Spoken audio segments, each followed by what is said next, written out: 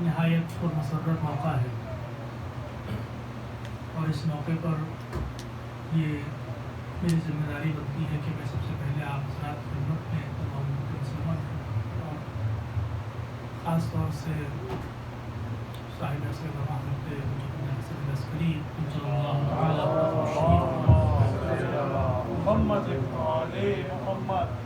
مبارکباد پیش کروں عید سعید غدیر کی اور عید مباہلہ کی. آپ تمام حضرات کو بہت بہت مبارک ہو اور اہل بیت اطہار کی خوشی میں خوش ہونا بہرحال یہ ہمارا خاصہ رہا ہے.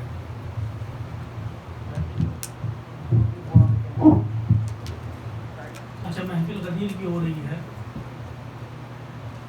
تعجب ہے کہ پیغمبر اسلام نے 1,24,000 حاجیوں اور مجمع کے سامنے اعلان کیا بغیر مائک کے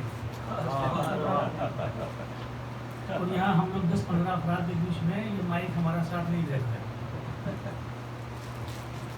تو میں یہ عرض کرنا چاہتا ہوں کہ آپ زیادہ پریشان نہ ہو. جس کا تذکرہ ہونے والا ہے اس کے تذکرے کے لیے کسی مائک کی ضرورت نہیں ہے اور ہمارے قلوب ہونا چاہیے کہ ولایت علی کو قبول کر سکے. نعرہ حیدری. عزیزان محترم، دو بہت ہی اہم مناسبتیں. میں کوشش کروں گا کہ اپنا چہرہ قریب لا کے بات کروں تاکہ آواز پہنچ سکے سب تک. دو بہت ہی اہم مناسبتیں عید سعید غدیر اور عید مباہلہ. اہل بیت اطہار ایک مرتبہ صلوات بھیجو. اللہم صلی علی محمد و آل محمد. اللہم صلی علی محمد و آل محمد.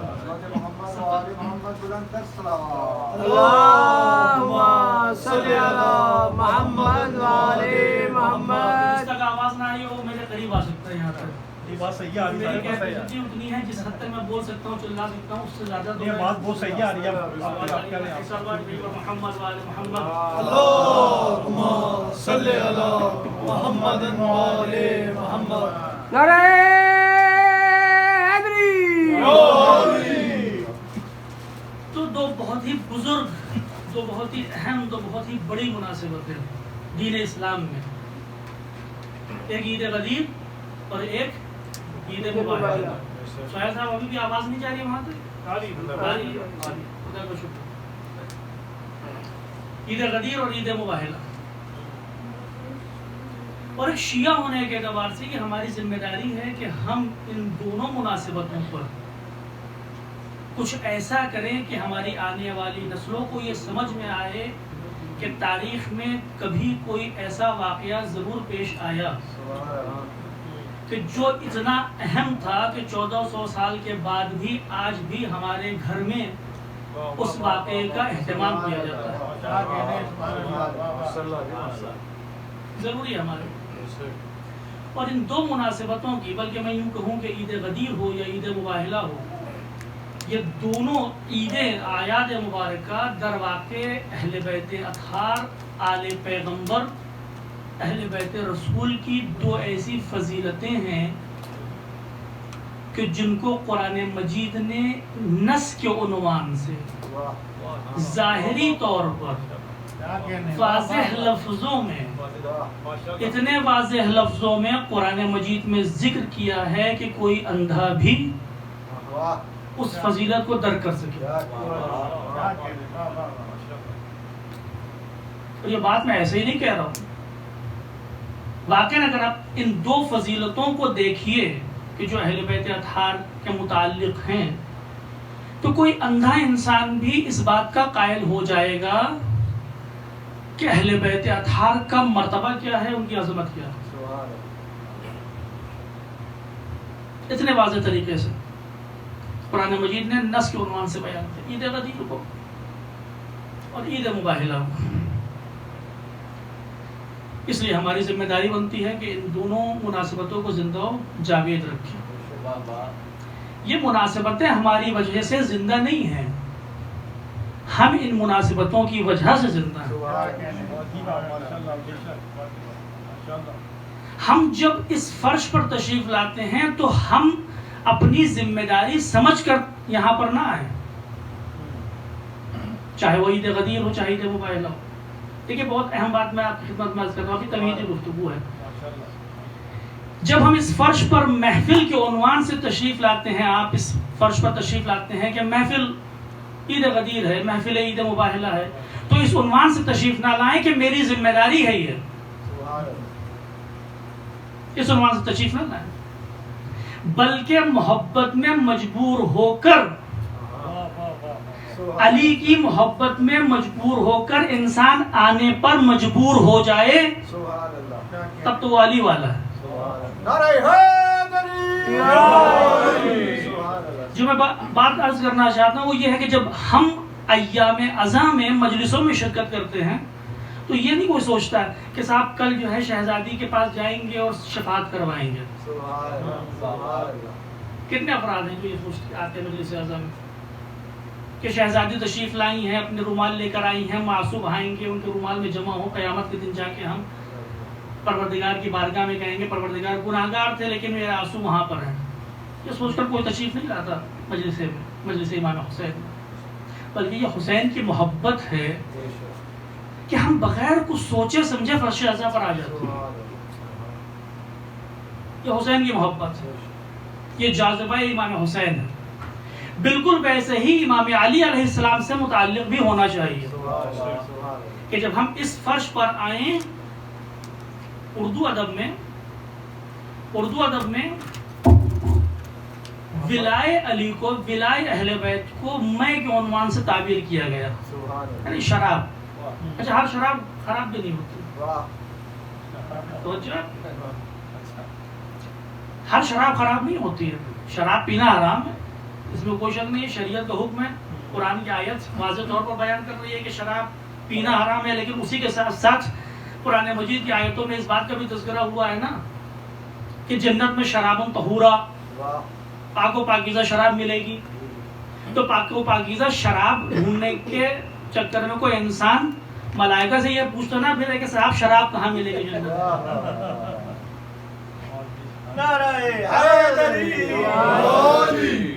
ہر شراب خراب نہیں ہوتی ہے. اگر شراب طاہر ہے، دیکھیے بہت عجیب بات ہے، شراب نجس ہوتی ہے، جو ہم بناتے ہیں، جو ہم شراب بناتے ہیں وہ نجس ہوتی ہے، اس کا پینا حرام ہے. فقہی مسئلہ ہے. اگر کپڑوں پر آ جائے تو نماز قبول نہیں ہے نہیں؟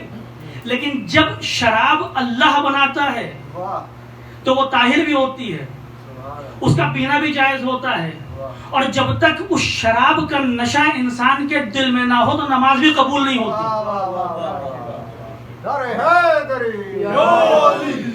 تو یہ میں اہل بیت ہے، میں ولایت علی ہے کہ جب انسان اس کا نشہ کرتا ہے تو فرق دنیاوی شراب، دنیاوی نشے اور ولایت علی کے نشے میں فرق یہ ہے کہ دنیاوی نشہ کرنے کے بعد انسان کی عقل زائل ہو جاتی ہے، دیوانہ ہو جاتا ہے، لیکن جب ولایت علی کا نشہ کر کے انسان دیوانہ بنتا ہے تو بہلول دانہ بنتا ہے.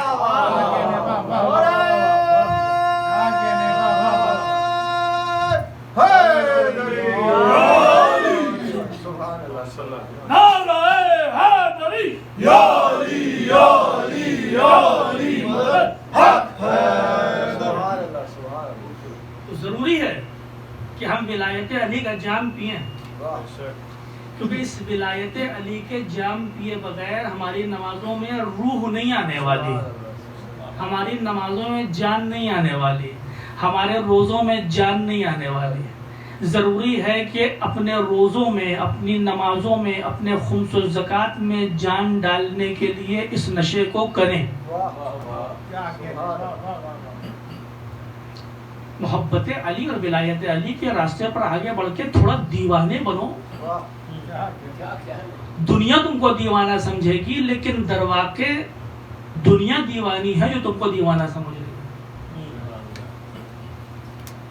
عزیزان محترم، عید غدیر اگر صرف آپ آیتوں کو سامنے رکھ کے ترجمہ پڑھیں تو محسوس ہوگا کہ کتنی اہم اور کتنی باعظمت عید ہے یہ دین اسلام. افسوس کی بات یہ ہے کہ حکومت ہمیشہ مخالفین کے ساتھ رہی. جہاں اہل بیت کے اطہار کے فضائل کو دبانے کی کوشش کی گئی، وہیں پر ساتھ ساتھ اس عید کو دبانے کی بھی کوشش کی گئی کہ بھائی کوئی دن نہیں ہے، پیغمبر واپس آ رہے تھے کہ اعلان ہو گیا. پیغمبر کو کوئی کام نہیں تھا، نعوذ باللہ کہا کہ بھیا سب کو بلاؤ. کچھ باتیں رہ گئی تھی آخری خطبے میں مینا کے میدان میں، وہ مجھے کرنا ہے. تو عید غدیر کو بہت ہی عام طریقے سے پیش کیا گیا. جبکہ میں نے کیا کہا، اگر صرف آیات قرآنی کو آپ دیکھیے تو عظمت غدیر کا احساس ہوتا ہے. الیوم یئس الذین کفروا من دینکم، اے رسول آج کفر آپ کے دین سے مایوس ہو گیا. کفر آپ کے دین سے مایوس ہو گیا، یعنی کوئی ایسا واقعہ پیش آیا کہ کفر نا امید ہو چکا ہے دین اسلام سے. اے رسول آپ ان لوگوں سے نہ ڈریے، فلا تخشوہم واخشون، ان لوگوں سے نہ ڈریے. کچھ ایسی بات ہے کہ پیغمبر بھی بتاتے ہوئے ڈر رہے ہیں، پیغمبر بھی بتاتے ہوئے ڈر رہے ہیں. یا ایھا الرسول بلغ ما انزل الیک من ربک وان لم تفعل فما بلغت رسالتہ. اے رسول اگر اس پیغام کو نہیں پہنچایا تو گویا آپ نے کار رسالت کو انجام نہیں دیا. اتنا اہم پیغام ہے. میں صرف آیتوں کو پیش کر رہا ہوں آپ کے سامنے. صاحب عقل ہیں آپ، صاحب شعور ہیں. ایک مرتبہ آیتوں کو رکھیے اور یہ دیکھیے کہ وہ دن کہ جب پیغمبر سے یہ خطاب ہو رہا ہے کہ آج کفر مایوس ہو چکا ہے، وہ دن کہ جب پیغمبر اپنی وحی کو بتاتے ہوئے خوف زدہ محسوس کر رہے ہیں، پروردگار دلاسا دے رہا ہے کہ ڈریے نہیں، اللہ آپ کو بچانے والا ہے. وہ دن کہ جب پروردگار عالم اپنے حبیب سے یہ کہہ رہا ہے کہ اے حبیب اگر پیغام نہیں پہنچایا فما بلغت رسالتہ، تو رسالت کار رسالت کو انجام نہیں دیا. اب سامنے والے آئے کیا کہا کہ صاحب کچھ خاص تھوڑی ہوا، کچھ خاص نہیں ہوا. پیغمبر آئے، کجاووں کا منبر بنایا، علی کو تو چاہتے ہی تھے، بلایا، کہا یہاں آؤ اے مسلمانوں ادھر دیکھو، جس کا میں مولا ہوں، جس کا میں دوست ہوں، اس کا علی بھی دوست ہے. ایک مرتبہ آیتوں کی تلاوت آپ کیجیے اور ایک مرتبہ اس واقعے کی جو تفسیر پیش کی گئی، جو تعویل پیش کی گئی، اس کو دیکھیے. ایک صاحب تھے، ایک واقعہ نقل کرتے ہیں. وہ کہہ رہے تھے کہ میرے ایک بہت ہی قریبی دوست تھے، اہل سنت سے تشریف لائے وہ گھر پہ. ان سے کافی دیر گفتگو ہوتی رہی، کافی دیر گفتگو، ہو سکتا ہے آپ نے سنا ہو. لیکن وہ اس بات پر مجھے کہ نہیں صاحب آپ کیا بات کر رہے ہیں، مولا کا مطلب دوست ہوتا ہے، مولا کے مطلب کچھ اور تھوڑی ہے. یہاں پر پیغمبر نے کہا کہ بھئی علی کو چاہو جیسے ہم کو چاہتے ہو ویسے علی کو بھی چاہو. اچھا میں یہ پوچھنا چاہتا ہوں کہ اگر پیغمبر، کم از کم آپ اس بات کو تو مانتے ہیں کہ پیغمبر نے علی کو چاہنے کا حکم دیا، علی کو دوست رکھنے کا حکم دیا، تو پھر کیا وجہ ہوئی کہ بعد وفات پیغمبر علی پر اتنے مظالم ڈھائے گئے؟ تو اس کا مطلب اگر دوست کے معنی میں بھی تھا تب بھی تو حکم پیغمبر کی خلاف ورزی ہوئی کہ نہیں ہوئی؟ چلیے ابھی بحث کو میں طولانی نہیں کرنا چاہتا ہوں کیونکہ میرے پاس بھی وقت نہیں ہے. تو صحابہ کہنے لگے کہ نہیں آپ غلط سمجھ رہے ہیں، وہ مولا کے معنی دوست ہیں. بہت سمجھانے کی کوشش کی. بھائی جو انسان فرض کر لے میں نے یہاں سوچ کے بیٹھا ہوا ہوں کہ ابھی دن ہے باہر، آپ مجھے 1001 دلیلیں دے دیجیے کہ باہر رات ہے، میں ماننے والا نہیں ہوں. میں کہوں گا نہیں صاحب یہ دن ہی ہے ابھی، تو آپ ہم کو قانے تو نہیں کر سکتے. زیادہ سے زیادہ کیا کریے گا، اگر سامنے ایک پانی کا پول ہے، اس میں ٹھنڈا پانی پڑا ہوا، ہم نے کہا کہ نہیں صاحب یہ گرم ہے، بالکل تپش کھا رہا ہے، آپ زیادہ سے زیادہ کیا کریے گا، ہم کو اٹھا کے پھینک دیجیے گا کہ گرم ہے تو دیکھ لو خود. بھائی اگر انسان نہ ماننے پر آئے تو پھر وہ نہیں مانتا، وہ صاحب ہار کے کہا کہ چلیے ٹھیک ہے کوئی بات نہیں، آپ بھی ہمارے دوست ہیں، جائیے کوئی بات نہیں. دوسرے شہر سے آئے تھے بیچارے بندے خدا، دوسرے شہر ان کو پہنچنا تھا، شام کا وقت ہو رہا تھا، بس اسٹیشن جانا تھا، آخری بس 6 بجے کی. کہنے لگے وہ صاحب نکل گئے، بس اسٹیشن پہنچ گئے، میسج کیا کہ صاحب ہاں میں بس تو بیٹھ گیا ہوں. تبھی جو صاحب خانہ تھے انہوں نے فون کیا کہ فوراً آپ گھر تشریف لائیے، بہت ہی اہم کام ہے، بہت ہی اہم کام ہے. کہا کہ کیا کام ہے؟ کہا نہیں ایسے نہیں بتا سکتا، گھر تشریف لائیے، بہت ہی اہم کام ہے. آپ سمجھ لیجیے کہ بہت ہی اہم کام مجھے آپ سے ہے، آپ کو آنا ہی پڑے گا، آپ تشریف لے آئیے، آپ کے بس کے کرایہ میں دے دوں گا. کہا کہ صاحب مجھے گھر واپس جانا ہے، بیوی بچے منتظر ہیں، آخری بس ہے، مجھے گھر پہنچنے کی جلدی ہے. کہا کہ نہیں کچھ نہیں، آپ اگر مجھے چاہتے ہیں تو کم از کم ایک مرتبہ تو ملنے آئیے، مجھے ایک کام ہے، بہت اہم کام. خیر دوست کی بات تھی تو بیچارے بس سے اترے، رکشہ کیا، ان کے گھر پہنچے. گا کہ کیا ہو گیا، کوئی قیامت آ گئی؟ کہا کہ کچھ نہیں، مجھے آپ سے کچھ کہنا تھا. کہا کہ کیا کہنا تھا؟ کہنے لگے مجھے یہ کہنا ہے کہ میں آپ کو بہت چاہتا ہوں. کہا کہ آپ کا دماغ خراب ہے؟ میں بس پہ بیٹھ گیا تھا، مجھے گھر پہنچنے کی جلدی ہے، مجھے واپس جانا ہے، آپ دیکھ رہے ہیں دوسرے شہر کا مسئلہ ہے، میں اس شہر کا رہنے والا بھی نہیں ہوں.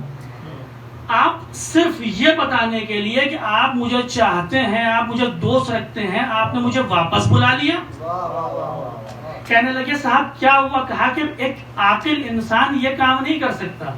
کہا کہ اگر میں نے کیا تو آپ کو میری عقل پر شک ہو رہا ہے، اور اگر یہی کام پیغمبر کر رہے ہیں، آپ تو یہی کہہ رہے ہیں نا کہ پیغمبر نے واپس بلایا سب کو صرف یہ بتانے کے لیے کہ دوست تھے. سارے حجاج واپس جا رہے ہیں گھر کو. اچھا وہاں پر بھی ایک مسئلہ ہے، جناب بلال سے کہا کہ سامنے والے آگے جو بڑھ گئے ان کو واپس بلاؤ، جو پیچھے رہ گئے ان کا انتظار کرو. تو جو آگے بڑھ گئے تھے ان کو واپس بلایا گیا، یعنی کافی وقت لیا گیا ہوگا، اس میں کافی وقت خرچ ہوا ہوگا. آج کی طرح تو ہے نہیں کہ واٹس ایپ گروپ بنایا، تمام حجاج کرام سن 11 ہجری واٹس ایپ گروپ، ایک میسج ڈالا کہ بھائی سب لوگ جمع ہو جاؤ. سب آپ ایسا تو کوئی مسئلہ تھا نہیں، بھائی گھوڑے دوڑائے گئے ہوں گے، آگے جو چلے گئے نہ جانے کہاں تک پہنچ گئے ہوں گے، واپس بلایا گیا. جو پیچھے رہ گئے ان کا انتظار کیا گیا. پیغمبر نے جو اہتمام کیا ایک عجیب و غریب اہتمام تھا، اور یہ بات آپ مختلف محافل میں سنتے رہتے ہیں، لیکن پھر بھی میں دہراؤں گا. عزیزان محترم، پیغمبر اسلام چاہتے تو مدینے سے مکے سے نکلتے وقت لوگوں کے درمیان یہ اعلان کروا سکتے تھے کہ دیکھو غدیر کے میدان میں جمع ہونا ہے. چاہتے تو کروا سکتے تھے نا بھائی. تمام مسلمان حج، فریضہ حج کو انجام دے رہے ہیں، تمام مسلمان مکے میں موجود ہیں، منی میں موجود ہیں، عرفہ میں موجود ہیں، کافی دن گزرے شہر مکہ میں، لیکن پیغمبر اسلام نے اعلان نہیں کروایا کہ دیکھو غدیر تک پہنچنے کے بعد رک جانا، کچھ کہنا ہے. نہ اعلان مکے میں کیا، اور نہ ہی مکے میں اس بات کا اعلان کیا کہ غدیر میں پہنچ کر رکنا وہی آسان ہو جاتا نا لوگوں کے لیے. جناب بلال بیچارے اتنا دوڑ بھاگ کے آگے گئے، لوگوں کو پیچھے بلا کے لائے تو کافی آسانی ہو جاتی. لیکن پیغمبر اسلام نے یہ نہیں کیا. کیوں نہیں کیا؟ گویا پیغمبر اسلام یہ بتانا چاہ رہے ہیں کہ دیکھو غدیر دین اسلام میں نقطہ اعتدال کا نام ہے، نقطہ اعتدال کا نام ہے. اگر اس نقطہ اعتدال سے آگے بڑھ جاؤ تب بھی نقصان، پیچھے رہ جاؤ تب بھی نقصان. اس لیے ضروری ہے کہ امت مسلمہ اگر غدیر سے آگے بڑھ گئی ہو تو پیچھے واپس آئے، اگر غدیر سے پیچھے رہ گئی ہو تو غدیر تک چل کر آئے تاکہ نجات پا سکے. نعرہ حیدری، نعرہ حیدری. غدیر بہت اہم ہے، نقطہ اعتدال ہے دین اسلام. عید غدیر. اچھا عید کیوں کہتے ہیں اس کو؟ ہم عید غدیر کو عید کیوں کہا جاتا ہے؟ بھائی عید اگر ہمارے سامنے موجود ہے، عید الفطر، عید الاضحیٰ، عید قربان، عید الاضحیٰ عید قربان ایک کہ عید اس لیے اس دن کو کہا جاتا ہے کہ وہ خوشی کا دن ہے، پہلی بات ہے۔ لیکن اگر آپ عید الفطر کو سامنے رکھیے تو کچھ اس طرح سے عید کی توصیف کی جا سکتی ہے کہ عید وہ دن ہے کہ جب انسان کو اس کی زحمتوں کا صلہ ملتا ہے۔ رمضان میں ہم نے کیا کیا؟ رمضان میں ہم نے روزے رکھے، زحمتیں اٹھائیں، بھوکے پیاسے رہے، اور ان روزوں کے ثواب کا، بلکہ یوں کہوں کہ روزوں کے ثواب کی امید کرتے ہوئے جب 30 دن مکمل ہو گئے تو پروردگار نے کہا کہ اب یہ تمہارے لیے یہ دن عید کا دن ہے، یعنی خوش ہو جاؤ، اس امید پر خوش ہو جاؤ کہ تم نے پروردگار عالم کے لیے کچھ کیا ہے، اس امید پر خوش ہو جاؤ کہ پروردگار عالم نے تم کو معاف کر دیا ہے، اس امید پر خوش ہو جاؤ کہ جو روزے رکھے ہیں وہ پروردگار عالم نے قبول کر لیے ہیں۔ کسی کو یقین ہے کہ اس کے روزے قبول ہو جائیں گے؟ کسی کو یقین ہے کہ جو اعمال اس نے ماہ مبارک رمضان میں انجام دیے وہ پروردگار عالم قبول کر لے گا؟ کسی کو یقین نہیں، یقین نہیں ہے، صرف امید ہے۔ ہم اس امید پر کہ 30 دن تک اللہ کے لیے ہم نے روزے رکھے، 30 دن تک اللہ کے لیے افطار کرایا، 30 دن تک اللہ کے لیے نمازیں پڑھیں، 30 دن تک اللہ کے لیے دعائیں پڑھیں، اس امید پر کہ پروردگار عالم ان اعمال کو قبول کر لے گا اور ہم اپنے ہدف تک پہنچ جائیں گے، یعنی مغفرت حاصل ہو جائے گی، یعنی ثواب حاصل ہو جائے گا، یعنی اللہ کی قربت حاصل ہو جائے گی، صرف اس امید پر ہم عید الفطر کے دن خوش ہوتے ہیں، عید مناتے ہیں۔ تو یعنی ایک انسان اپنے شخصی اہداف تک پہنچ جائے تو وہ دن عید ہو جاتا ہے۔ ایک انسان اپنے الہی اہداف جو ہیں اس تک پہنچ جائے تو وہ دن عید کا ہو جاتا ہے، ہم اس کو عید الفطر کہتے ہیں۔ تو عزیزان محترم، اگر کوئی دن ایسا ہو کہ جب صرف ایک انسان کی زحمتوں کا صلہ نہ مل رہا ہو، جب صرف ایک انسان اپنے ہدف تک نہ پہنچ رہا ہو، بلکہ 1,24,000 انبیاء کی زحمتیں اپنے ہدف تک پہنچ رہی ہوں اور پروردگار عالم یہ اعلان کرتا ہوا نظر آ رہا ہو کہ آدم نے جس دین کو شروع کیا، نوح نے جس دین کو آگے بڑھایا، ابراہیم نے جس دین کی تشریح کی، موسیٰ جس دین کو لے کر آئے، محمد مصطفی محمد عربی نے جس دین کی تبلیغ کی، وہ دین آج مکمل ہو رہا ہے۔ تو یہاں پر بات صرف ایک انسان کے ہدف تک پہنچ جانے کی نہیں ہے، گفتگو یہاں پر 1,24,000 انبیاء کے اہداف تک رسائی کی ہے۔ یہاں پر ایک نبی کا ہدف پورا نہیں ہوا، 1,24,000 انبیاء جس دین کو لے کر آئے، جس دین کو پھیلانے کی کوشش کرتے رہے، وہ دین مکمل ہو رہا ہے۔ اب اگر 1,24,000 انبیاء کا دین مکمل ہو رہا ہے، یا دوسرے لفظوں میں یوں کہوں کہ 1,24,000 انبیاء اپنے ہدف تک پہنچ رہے ہیں، تو وہ دن بڑا عید کا دن ہے، یا وہ دن عید کا بڑا دن ہے جس دن ایک شخص 30 دن کے روزوں کا ثواب حاصل کر رہا ہے۔ عید اللہ الاکبر، عید غدیر سب سے بڑی عید،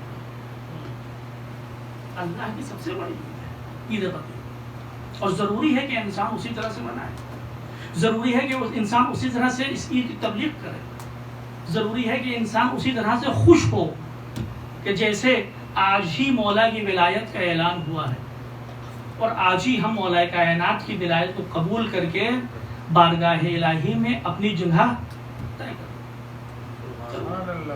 دیکھیے بہت سخت ہے اگر انسان دیگر اعمال کے ذریعے، بلکہ یوں کہوں میں اپنی بات کو دوسری طرح سے رکھتا ہوں، وقت میرے پاس زیادہ نہیں ہے،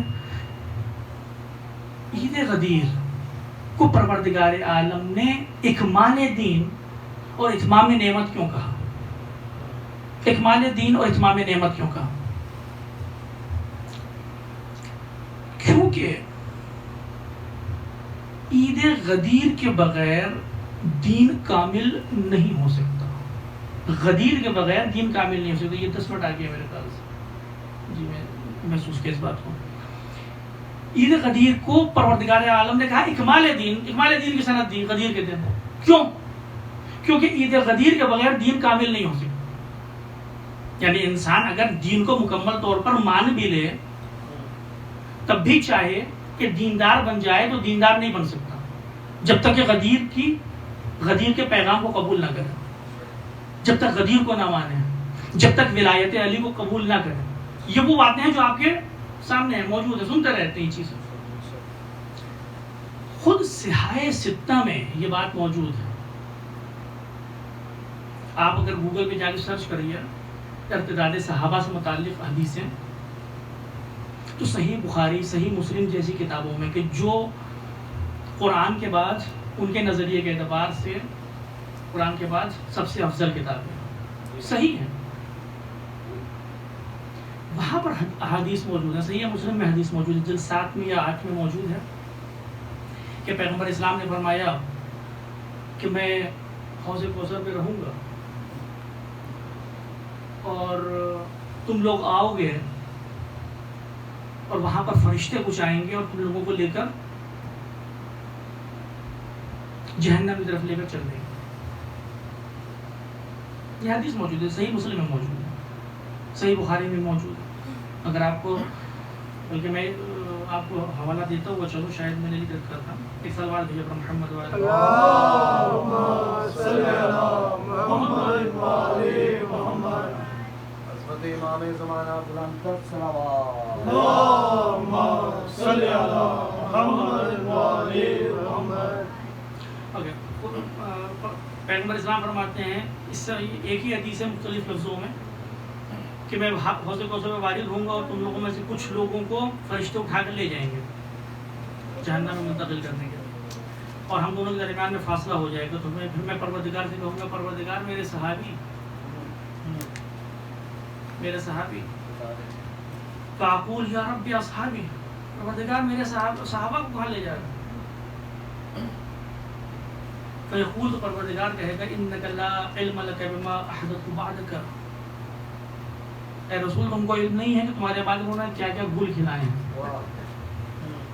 گل لفظ میرا ہے، وہ پیغمبر کا نہیں. ما احدث بعدک، کیا کیا کیا ان لوگوں نے، تم کو علم نہیں اس بات. انہم ارتدوا علی ادبارہم القہقرہ، یہ لوگ دوران جاہلیت میں واپس چلے گئے، دوران جاہلیت میں واپس چلے گئے. فاقول انہم منی، میں کہوں گا یہ ایک حدیث تھی. دوسری حدیث میں نے کہا نا کہ الفاظ احادیث میں مختلف ہیں. دوسری حدیث میں فاقول انہم منی، یا پروردگار تو میرے صحابہ ہیں، مجھ میں سے ہیں، میرے ہیں. تو یقال انک لا تدری، تو مجھ سے کہا جائے گا کہ تمہیں نہیں معلوم ما احدث بعدک، تمہارے بعد کیا ہوا. فاقول سحقا سحقا لمن غیر بعدی، جنہوں نے میرے بعد دین میں تبدیلیاں کی ان پر لعنت. ہر دشمنان اہل بیت لعنت. بے شمار. یہ حدیث موجود ہے صحیح ستہ میں، صحیح مسلم. میں نے حوالے کے لیے بولا تو حوالہ تو آپ کو دیا ہی نہیں. صحیح بخاری جلد 8 صفحہ 87 دارالفکر کی چھپی ہوئی. صحیح مسلم جلد 7 صفحہ 66. اور جہاں تک مجھے یاد آ رہا ہے کہ 6578 حدیث نمبر ہے غالباً. حدیث نمبر میرے پاس ابھی یہاں پر نہیں لکھا ہوا ہے. یہ وہ حدیث ہیں کہ جو موجود ہیں. اب مجھے آپ تاریخ میں جا کر یہ بتائیے، اب تاریخ میں جا کر مجھے یہ بتائیے کہ پیغمبر کے بعد کتنے اصحاب ایسے تھے کہ جو دین سے پلٹ گئے.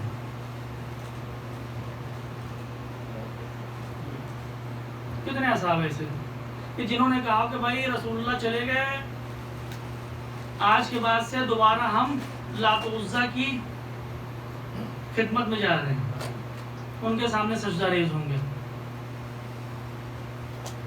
کتنے اصحاب تھے جنہوں نے یہ کہنا شروع کر دیا کہ آج کے بعد خانہ کعبہ پہ دوبارہ سے ہم بت رکھنا چاہتے ہیں. کتنے اصحاب تھے ایسے؟ شاید کوئی نہ ملے. کوئی بھی صحابی آپ کو یہ کہتے ہوئے نظر نہیں آئے گا کہ رسول اللہ چلے گئے تو پھر اب میں نماز نہیں پڑھوں گا. کوئی صحابی یہ کہتا ہوا نظر نہیں آئے گا کہ رسول اللہ چلے گئے تو پھر جو واجبات اسلام ہے میں ان کو انجام نہیں دوں گا. یہ جو اللہ نے جن چیزوں کو حرام کیا ہے میں ان کو کر کے رہوں گا. یہ ایک الگ بات ہے کہ شراب پینے والے موجود تھے اور تخت نشین بھی تھے اتفاق سے، لیکن شراب پینے کے باوجود اتنی ہمت نہیں تھی کہ وہ یہ کہہ دیتے کہ شراب حلال ہے. شراب پیتے تھے لیکن یہ بھی ساتھ میں مانتے تھے کہ شراب حرام ہے، دین اسلام میں حرام کی گئی ہے. تو اگر کوئی انسان کوئی گناہ کرتا ہے، مثال کے طور پر اگر آج بھی کوئی انسان نعوذ باللہ شراب پیتا ہے تو وہ ایسا تو نہیں کہ مسلمان نہیں رہے گا، مسلمان رہے گا. مسلمان اس دائرہ اسلام سے اس وقت خارج ہوگا، ارتداد کی منزل میں اس وقت پہنچے گا کہ جب وہ کسی واجب کے واجب ہونے کا انکار کر دے یا حرام کے حرام ہونے کا انکار کر دے. وہ یہ کہہ دے کہ دین اسلام میں شراب حرام ہی نہیں ہے تو وہ ارتداد ہو جائے گا. سمجھ رہا؟ تو اگر صحاح ستہ میں احادیث موجود ہیں کہ میرے بعد میرے اصحاب مرتد ہو گئے تھے، تو کوئی تو صحابی دکھاؤ کہ جو مرتد ہو گیا ہو، جس نے یہ کہا ہو کہ اللہ ایک نہیں ہے، جس نے یہ کہا ہو کہ اللہ کے رسول نہیں ہے، جس نے یہ کہا ہو کہ نماز واجب نہیں ہے. کوئی تو صحابی دکھاؤ. اگر پیغمبر نے کہا ہے تو اس کا مطلب ارتداد واقع ہوا، اس کا مطلب صحابہ اسی زمانے جاہلیت میں واپس چلے گئے جہاں سے پیغمبر اسلام لے کر آئے تھے. لیکن تاریخ کے صفحات میں کوئی بھی صحابی ایسا نہیں ملتا کہ جس نے ضروریات اسلام کا انکار کیا ہو سوائے ایک اعلان کے. سوائے ایک اعلان کے. تعجب کی بات یہ ہے کہ 1,24,000 حاجیوں کے سامنے جس اہم پیغام کو پیغمبر اسلام نے حکم خداوندی کے بعد مسلمانوں تک پہنچایا اور اس اہتمام کے ساتھ پہنچایا، اسی کے 70 دن کے بعد ثقیفہ عالم حقیقت میں رونما ہوا. 70 دن کے بعد. اور جو لوگ ثقیفہ میں بیٹھے ہیں ان کے ماتھوں پر سجدوں کے نشان ہیں، حافظ قرآن ہیں.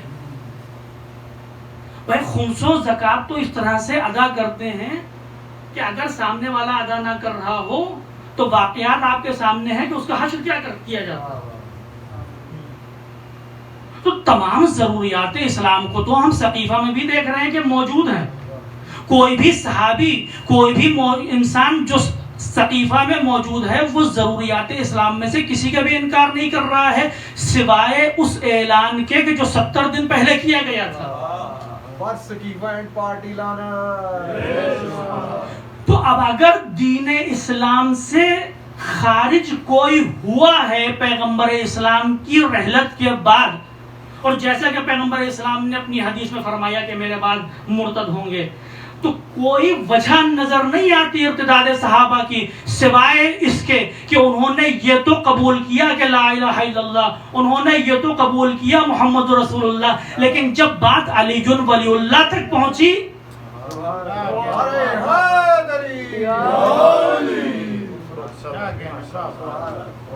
ورنہ پھر کیسے تفسیر کری جائے گی ارتداد صحابہ کی حدیث؟ کوئی وجہ نہیں ہے. اسی لیے تو پروردگار نے کہا کہ دین کامل ہو رہا ہے ولایت کے اعلان کے ساتھ. اور صرف دین کامل ہی نہیں ہوا اعلان ولایت کے ساتھ، دین کا آغاز بھی اعلان ولایت کے ساتھ ہی ہوا. بھائی دعوت ذو العشیرہ پیغمبر اسلام کی پہلی دعوت تھی، اور اس دعوت میں بھی پیغمبر اسلام نے ولایت علی کا اعلان کیا. اور پیغمبر اسلام کا آخری حج، آخری وظیفہ حجۃ الوداع، وہاں پر بھی پیغمبر اسلام نے علی کی ولایت کا اعلان کیا. یعنی دین اسلام کی ابتدا سے انتہا تک اگر دیکھنا ہو تو صرف علی کو دیکھو. محمد وآل محمد صلوات.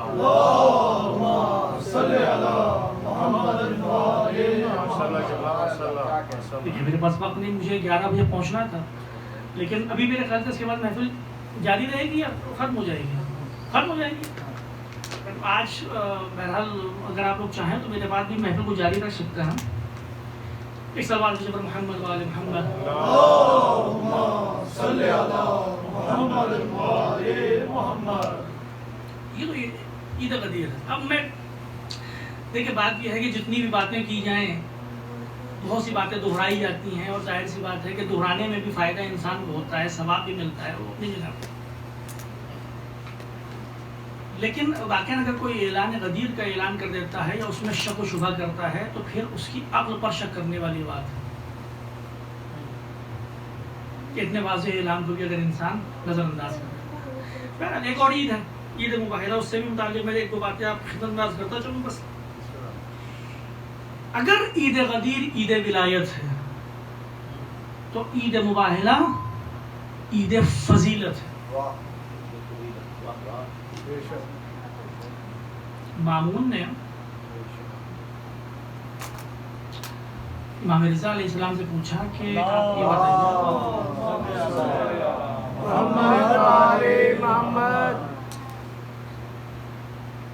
کہ سب سے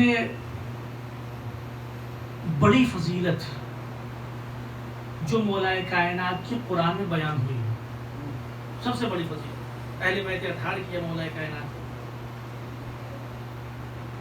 امام رضا علیہ السلام نے فرمایا کہ سب سے بڑی آیہ فضیلت میرے جد حضرت امیر المومنین کے لیے آیہ مباہلہ ہے.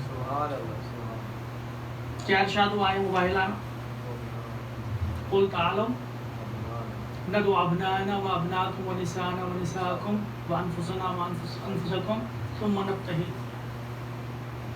ان لوگوں سے کہہ دو کہ البتہ مباہلہ فوراً پیش نہیں آیا، اس سے پہلے گفتگو ہی پیغمبر اسلام کی نجران کی جو نصارہ تھا ان کے ساتھ، کیونکہ وہ کسی طرح سے قبول نہیں کر رہے تھے. وہ کہہ رہے تھے کہ جناب عیسیٰ علیہ السلام اللہ کے بندے نہیں ہیں بلکہ اللہ کے بیٹے ہیں. پیغمبر اسلام فرماتے تھے کہ نہیں، بیٹے نہیں بندے ہیں. کہا کہ بھائی ان کا تو کوئی بیٹا ہی نہیں تھا، ان کا تو کوئی باپ ہی نہیں تھا، تو ظاہر سی بات ہے کہ ہم اللہ کا باپ مانیں گے، اللہ کو ان کا باپ مانیں گے. تو پھر آیت نازل کیا ہوئی اور پیغمبر اسلام نے کیا فرمایا کہ اگر وجہ یہی ہوتی تو پھر جناب آدم ان سے افضل ہیں کہ ان کو اللہ کا بیٹا مانا جائے، کیونکہ جناب عیسیٰ کی کم از کم ماں تو تھی، جناب آدم کے تو نہ ماں تھی نہ باپ تھی. یہ سب گفتگو ہوئی ہے، استدلالی گفتگو. اس کے بعد ان لوگوں نے یہ پیشکش کی کہ صاحب ہم لوگ مباہلہ کرتے ہیں، تم منبتے ہیں.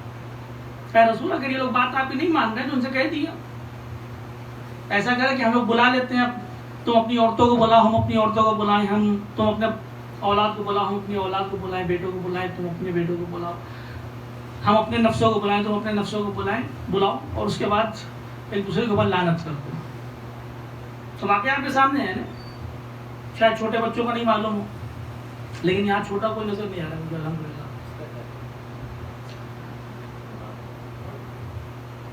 تو یہ آیہ مباہلہ. امام رضا علیہ السلام نے فرمایا کہ سب سے بافضیلت آیت اگر پیغمبر امام علی علیہ السلام سے متعلق ہے تو آیہ مباہلہ ہے. اس سے پہلے کہ میں بات کو آگے بڑھاؤں، محمد ابن عائشہ ایک اہل سنت کا عالم دین ہے، وہ مسجد میں بیٹھا ہوا تھا اور درس دے رہا تھا.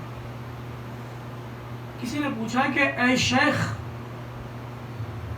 اے ابو عبد الرحمن، ذرا یہ بتاؤ کہ پیغمبر اسلام کے سب سے بافضیلت صحابہ، افضل صحابہ کون؟ افضل صحابہ. اچھا، جن لوگوں کا نام آپ سب نہیں لیجئے گا وہاں پر سب سے پہلے انہی کا نام آتا ہے. تو انہوں نے کہا کہ سب سے افضل صحابہ حضرت ابوبکر، اس کے بعد حضرت عمر، اس کے بعد حضرت عثمان، اس کے بعد حضرت عثمان کے بعد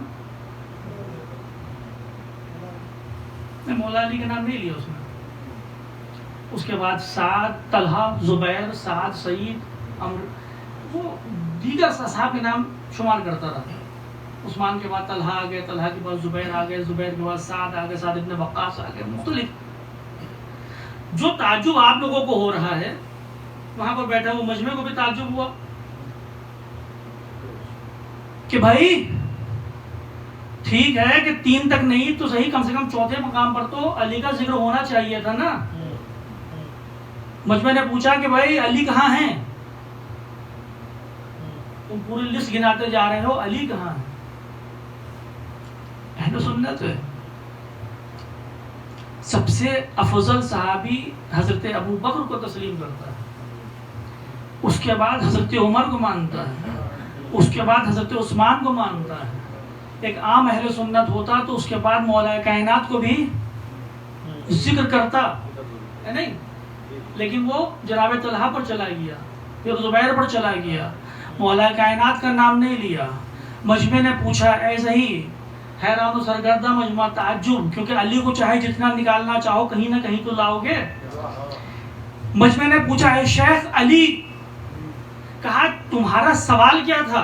ارے بھائی تمہارا سوال تو یہ تھا کہ سب سے افضل صحابہ کون تھے، تو میں اصحاب کا نام لے رہا ہوں، نفس پیغمبر کا نام کیوں کر لوں؟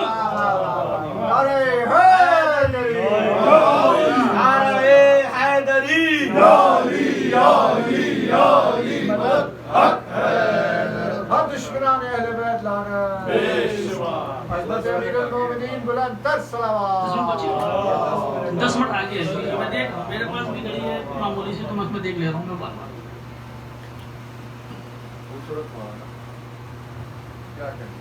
مامون نے یہی پوچھا. میں نے کیا کہا کہ عید سعید غدیر عید ولایت ہے، اور عید مباہلہ عید فضیلت ہے. مامون نے یہی پوچھا، ابن رسول اللہ، سب سے افضل آیت مولا کائنات کا. میرے مولا نے فرمایا آیہ مباہلہ، کیونکہ پیغمبر اسلام نے یہ فرمایا کہ تم اپنی عورتوں کو لاؤ، ہم اپنی عورتوں کو لائیں گے، تم اپنی بیٹوں کو لاؤ، ہم اپنے بیٹوں کو لے کر آئیں گے، تم اپنے نفسوں کو لاؤ، ہم اپنے نفسوں کو لائیں گے. اور تاریخ بالاتفاق یہ کہتی ہے کہ عورتوں میں پیغمبر اسلام کی طرف سے صرف ایک حضرت فاطمہ زہرا سلام اللہ علیہا، ابناء میں بیٹوں میں صرف 2، امام حسن اور امام حسین علیہ السلام، اور انفسنا میں مولا کائنات میں محمد و آل محمد بلند تر صلوات.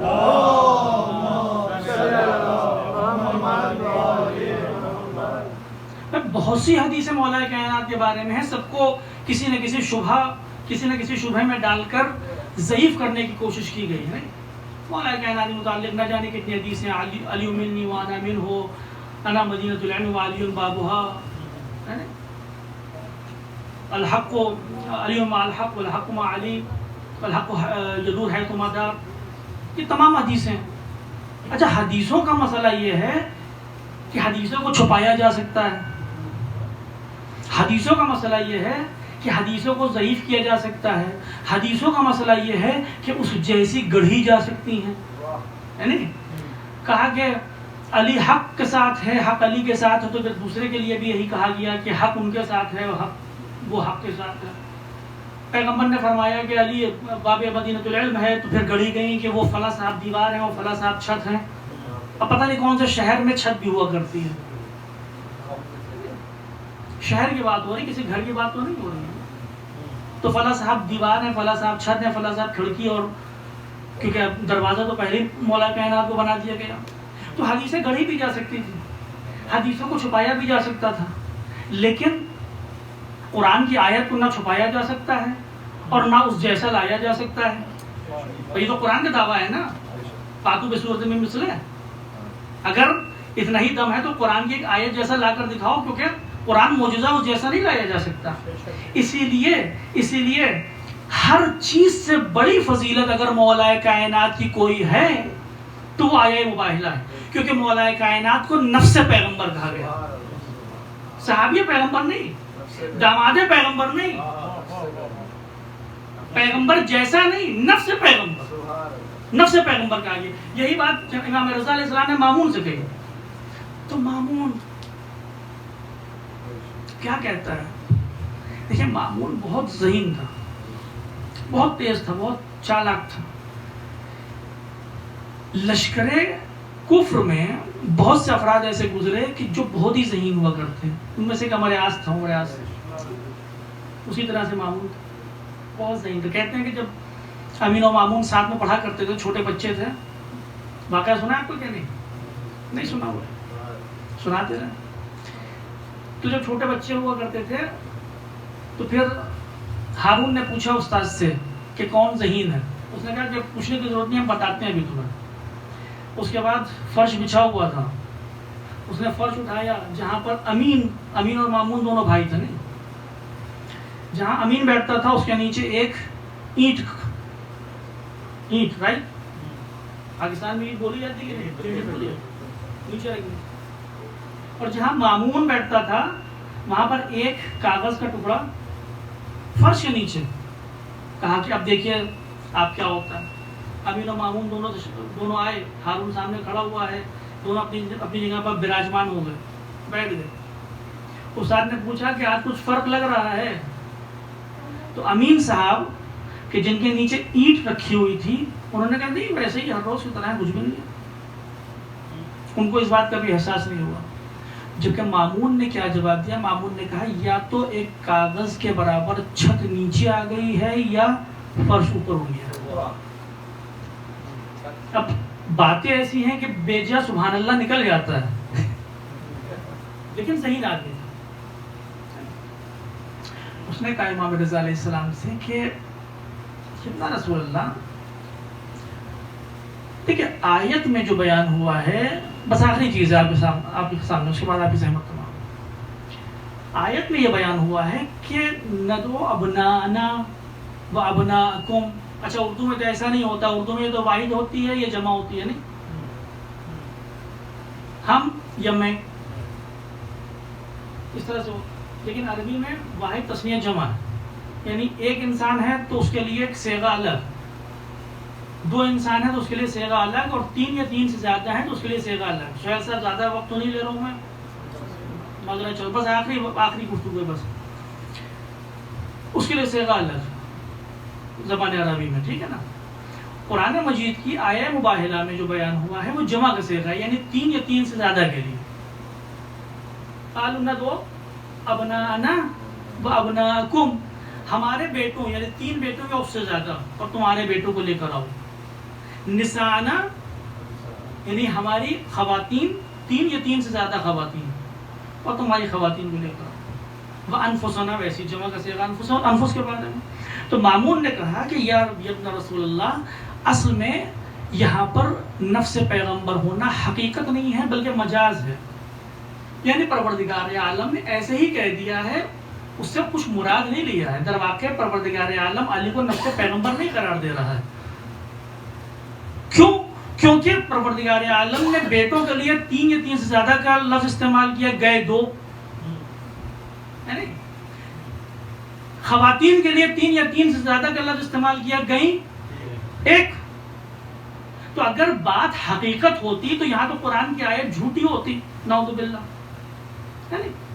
اس لیے یہاں پر آیہ کریمہ حقیقت کو بیان نہیں کر رہی ہے, مجازن گفتگو ہو رہی ہے. اس لیے علی نفس پیغمبر اس طرح سے بنتے نہیں ہیں نس کے عنوان سے. امام رضا علیہ السلام نے فرمایا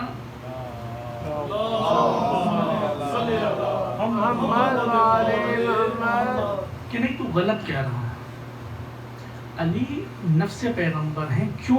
کیونکہ علی نہ ابنانا میں آتے ہیں, نہ بیٹوں میں آتے ہیں, اور نہ نسانا میں آتے ہیں. بچتا صرف انفسنا ہے, یعنی ہمارے نفسوں کو. اور پیغمبر اس انفسنا سے مراد نہیں ہو سکتے. کیوں مراد نہیں ہو سکتے؟ کیونکہ پیغمبر اسلام خود دعوت دینے والے ہیں. بھائی دعوت دینے والا کبھی اپنے آپ کو دعوت نہیں دیتا ہے. آپ دعوت نامہ لکھ رہے ہیں, کبھی آپ نے ایسا کیا ہے کہ میں نے کہا کہ صاحب قبلہ آج آپ ہمارے گھر پر تشریف لائیے, آپ بھی تشریف لائیے, اور میں اپنے آپ کو بھی دعوت دے رہا ہوں, میں بھی چلوں گا. پھر دعوت دینے والا کبھی اپنے آپ کو دعوت دیتا ہے؟ دعوت دینے والا اپنے آپ کو دعوت نہیں دیتا. دعوت دینے والا اس کام میں خود بخود شریک ہوتا ہے. آیت یہ کہہ رہی ہے کہ پیغمبر ان سے کہہ دیجئے کہ ہم دعوت دے رہے ہیں. جب دعوت دینے والے خود رسول اسلام کی ذات ہے تو رسول اسلام کی ذات نہ انفسنا میں آتی ہے، نہ نساءنا میں آتی ہے، نہ ابنانا میں آتی ہے، کیونکہ دعوت دینے والے خود رسول ہیں جو اپنے آپ کو دعوت نہیں دے سکتے. تو جب پیغمبر اسلام کی ذات ان تینوں میں سے کسی میں نہیں آتی تو انفسنا اگر حقیقت نہ ہوتا تو بے معنی ہو کر رہ جاتا. اس لیے ضروری ہے کہ ہم یہ مانیں کہ انفسنا میں اس آیہ کریمہ میں انفسنا سے مراد خود ذات مولا کائنات ہیں، اور قرآن مجید اس بات کی تصریح کر رہا ہے کہ اے رسول علی نفس پیغمبر ہے، پیغمبر سے جدا نہیں.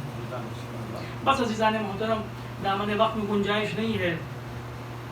کچھ باتیں میں نے آپ کی خدمت میں عید غدیر سے متعلق عرض کی، کچھ باتیں عید مبارکہ سے متعلق عرض کی. اور یہ وہ دونوں عیدیں ہیں کہ جن کو ہمیں زیادہ سے زیادہ اہتمام کے ساتھ منانا چاہیے، کیونکہ مخالفین کی ہمیشہ یہ کوشش رہی ہے کہ ان عیدوں کو کمرنگ کیا جائے، اور جب کمرنگ ہو جاتی ہیں تو پھر آنے والی نسلوں کو ان چیزوں کی اہمیت کا اندازہ نہیں ہو پاتا. لہٰذا ضروری ہے کہ ہم ان آیات کو زندہ رکھیں. خداوند عالم ہم تمام مومنین کو اس بات کی توفیق عطا فرمائے کہ ہم اہل بیت اطہار